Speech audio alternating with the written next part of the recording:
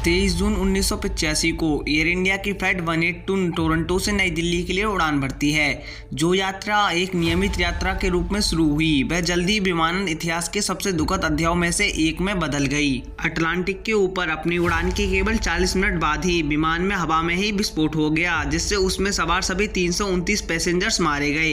इस विनाशकारी घटना ने दुनिया को झकझोर कर रख दिया और सुरक्षा, राजनीति और आतंकवाद के बारे में गंभीर सवाल खड़े कर दिए। इंक्वायरी के बाद पता चला कि पंजाब में भारत सरकार की कार्रवाई के प्रतिशोध में एक सिख चरमपंथी समूह ने उड़ान पर बमबारी की थी।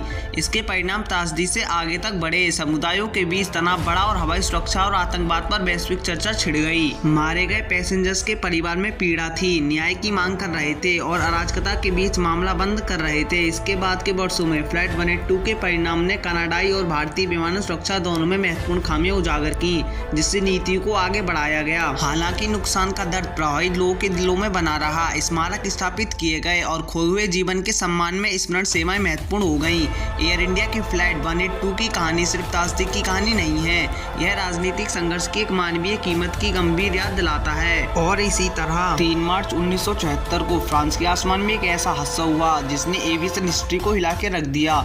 दरअसल ये बात है तुर्की एयरलाइंस की फ्लाइट 981 की, जिसमें 346 लोग सवार थे।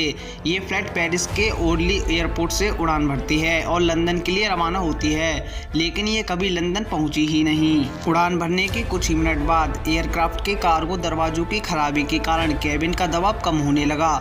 इससे एयरक्राफ्ट में अफरा तफरी मच गई। पायलटों ने एयरक्राफ्ट को नियंत्रित करने के लिए संघर्ष किया, लेकिन तब तक बहुत ज़्यादा देर हो चुकी थी। कंट्रोल से बाहर होने के बाद फ्लाइट 981 पेरिस के पास एक जंगल में क्रैश हो गया।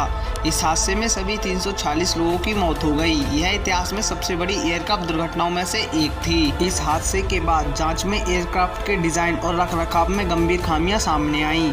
इससे एविएशन सुरक्षा नियमों में बड़े बदलाव हुए और एयरक्राफ्टों की जांच के लिए सख्त नियम बनाए गए। इस हादसे ने एविएशन हिस्ट्री को हिलाकर रख दिया और एयरक्राफ्ट सुरक्षा के बारे में नए सवाल उठाए। लेकिन इस हादसे से हमें यह भी सीखने को मिला कि एविएशन सुरक्षा के लिए हमें सावधान और सतर्क रहना चाहिए। ये हादसा इतना ज़्यादा खतरनाक था कि आज भी इसे चाहकर भी बुलाया नहीं जा सकता। तो दोस्तों, उम्मीद करता हूँ आपको ये वीडियो पसंद आई होगी। ऐसी ही इंटरेस्टिंग और इन्फॉर्मेटिव वीडियोज़ देखने के लिए चैनल को सब्सक्राइब करना बिल्कुल न भूलें।